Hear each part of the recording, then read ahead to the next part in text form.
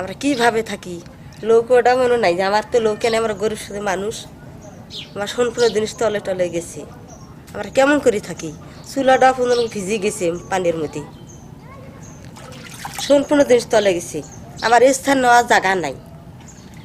খুব আমরা বেকায়দা আছি ভাইচারের মধ্যে মনে করেন পানির মধ্যে